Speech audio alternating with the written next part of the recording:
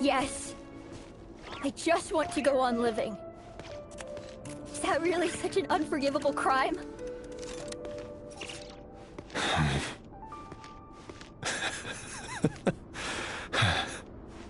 You want to go on living. I want to keep living too. To keep living forever. That's why I have no choice but to continue on the path I'm on. If only some savior would suddenly swoop down and change the way the world is. Too bad that's not going to happen. Imagine that. If there really were such a person, you and I wouldn't be standing here like this, would we?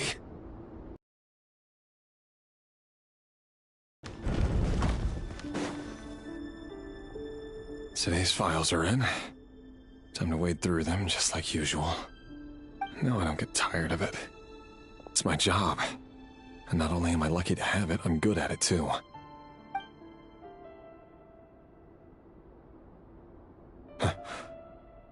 Wait. That's... Thalindis? No. No! No! Why? But how could you possibly have anything to do with them? A diluted bloodline. Carefully concealed. I see it now. You've been living in the shadows just like me. What a fool I've been. Numbing myself with talk of justice. Even imagining my friends would back me up. But in the end, Irminsul. Finster King! How far are you going to take this? Today it's the descendants of the Crimson Moon. Who will it be tomorrow? Will you not rest until everyone... No. This cannot go on. This is where it ends.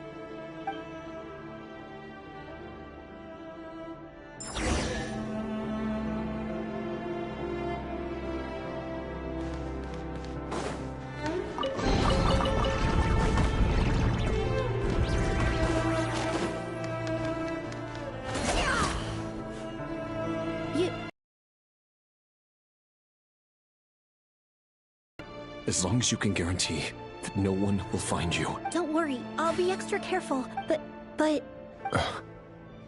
Me? If you let me go, you won't be able to complete your mission, will you? Good point. In that case, maybe you should stay. No, please! I just want to see the outside world again. To... Go on living? Yes. I know you're a man of your word. So please, just let me go. If I let you leave, what will become of me? Just kidding. Go, now.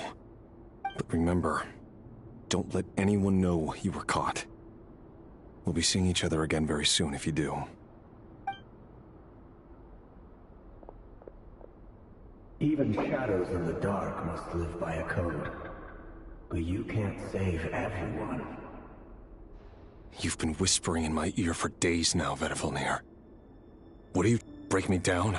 I only say this because you long for an end. Keep your eyes peeled for your moment of opportunity. That voice used to be so unclear. But now I know exactly whose it is. It's Vedifilnir. He won't tell me how to actually resolve any of this, but he keeps trying to manipulate. Tell me then! What will this moment of... And... no answer. So, the Eclipse Dynasty was purging... well, massacring the descendants of the Crimson Moon. And it seems like it was all connected to the Finster King's research. The King's obsession with abyssal power left the future of Khaenri'ah hanging in the balance. No wonder every aspect of Rarir's life was so unstable. And it looks like this Thalindis, Rarir's would-be fiancée, herself belonged to a sub-branch of the Crimson Moon Dynasty's descendants. It almost defies belief that a couple like them could hide the truth from each other for so long, or for the rest of their lives. And why does Vedderfanir, Daneslif's older brother, keep talking in Rerir's head? This guy kept more secrets than I ever imagined. The human mind is like a vast desert of shifting sands. When you follow the flow of someone's memories, you only ever see the parts they're willing to let surface. Time for something a bit more creative. We've been inside Rerir's mind this whole time, building up a picture of his psyche. There's already enough clues on the board to start reading between the lines and mapping out the rest. Now, we can finally begin to put the pieces together. Once we've built up a cognitive profile, we just need to cross-check the logic behind his actions. And then we'll be able to take a sneak peek at whatever it is that Rerir has really been hiding.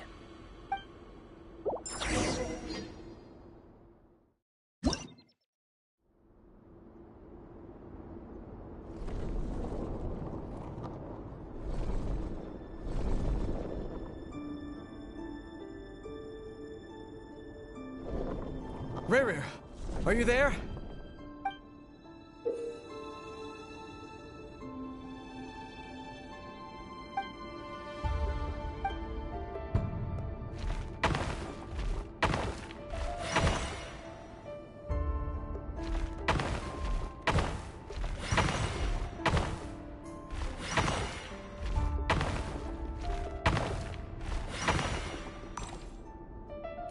Hey, Rerir! Dane? What's wrong? Quick, come with me. I'll explain everything once we've met up with the others. Okay. I'll come. But All right then, but make it quick. I've never seen Dane so worked up before.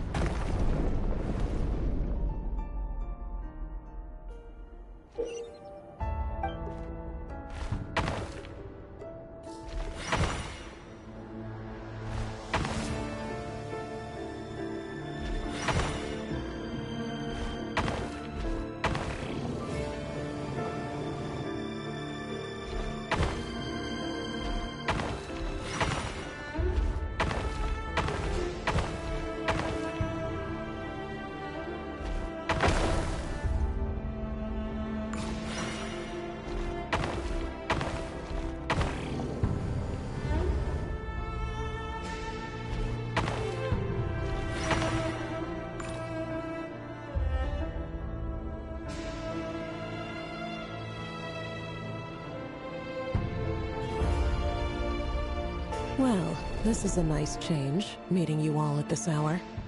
When men and women of ambition can speak face to face in broad daylight, I say that's a big step forward for our dear Khaenri'ah. Don't be ridiculous. We do not fear the day. Why would we seek refuge in the night? You might ask your blade that same question. I'm told it prefers the cover of darkness. The word on the street is that Sir Delogi only strikes when he has an unfair advantage. But that is patently false. I see you're missing an arm and a leg. Surely only a fair fight could explain that. If this is your way of offering me replacement limbs, believe me, I'll take them. Oh, we can certainly discuss that. With bioalchemy, anything is possible. Assuming I have your full support. Lunatic. Robtatir. What brings you here? Why, Daneslif, of course. He invited me. Please, cast aside your apprehensions, Miss Rhyndaughtr. Whatever the rumors may say, I am but a humble servant of the king, and I can assure you he affords me no greater convenience than he does you. Well, the Universitas Magistrorum won't stop fawning over you. So at least some of the rumors must be true. You're clearly doing well for yourself, so drop the humble servant act. It endears you to no one. You're president of the Universitas Magistrorum, the chief royal mage known as the Wise by royal appointment. and by far the most favored among the 4 pillars of Conria. Vice President Veidt doesn't even try to hide his envy when he sees you. My success is the product of hard work and good luck. It's as simple as that. Were the king not such an extremist, I hardly think I would have received a senior post at my age. Of course, no job is without its gripes. Serving a king like ours can be a challenging task, as I'm sure you can imagine. And as for Efterveit, in missing out on the presidency, he's dodged a mountain of stress. Like everything else in life, it comes with pros and cons. You're all here. I apologize for the short notice, but it was an emergency.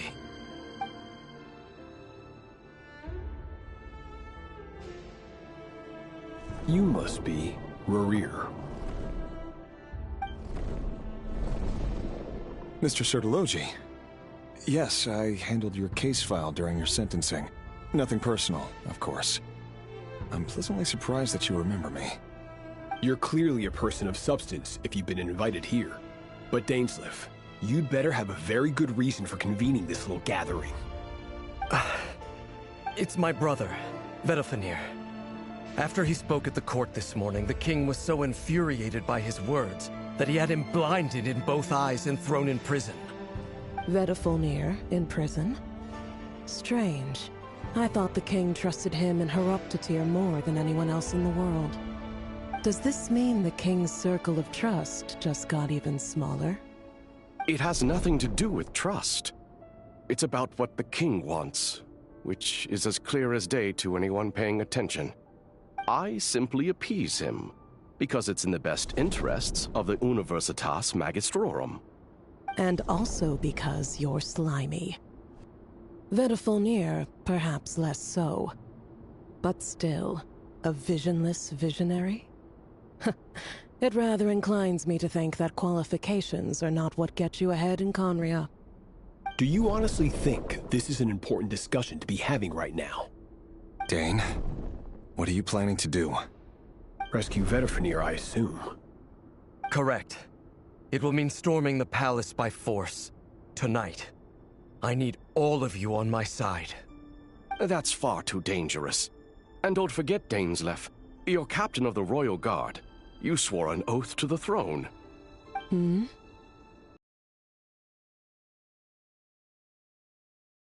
I have no desire to commit treason.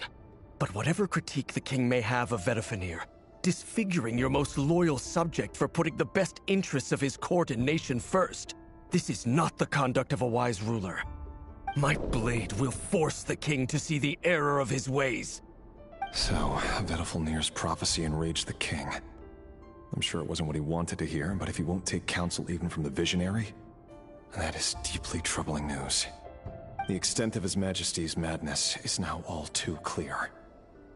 The question is, how does a man like me get out of this situation unscathed?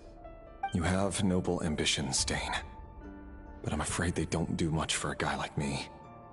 Instead of saving the world, all I want is a letter of pardon. A letter of pardon? For whom? Why is it taking this form?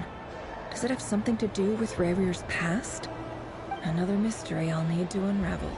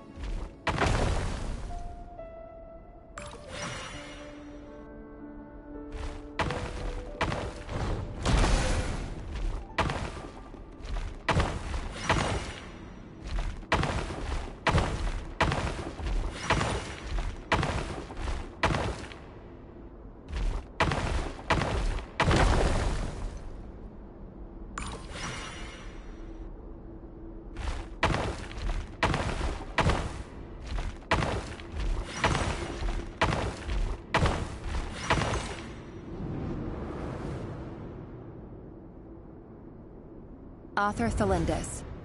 Over the course of this week, the research object was subjected to interference for a total of 60 hours for experimental purposes. The results are as follows. Research dating back to the Crimson Moon Dynasty has established 2 points regarding moon marrow. Firstly, its origins have something to do with a god's power. Secondly, it serves as a portal to an as-yet indeterminate location. Moon marrow can thus be defined as a spatial gateway. However, there are a number of hurdles to overcome before we can answer the question of where it leads to. To start with, opening the gateway requires a specific power source, which the relevant literature indicates. An enormous amount of power is then required to keep the gate open. Currently, the total power output of our instruments remains in the single digits. To make matters worse, I am now the only staff member remaining in the Moon Marrow lab. The Universitas Magistrorum recently decided to move most of its personnel into abyssal energy research, which has stymied all Crimson Moon-related projects. This is not a wise move. I have always maintained that placing all our hopes in a single source of power is risky, especially one as poorly understood as this. As well as making ourselves overly reliant on a single resource, we are neglecting other promising technologies.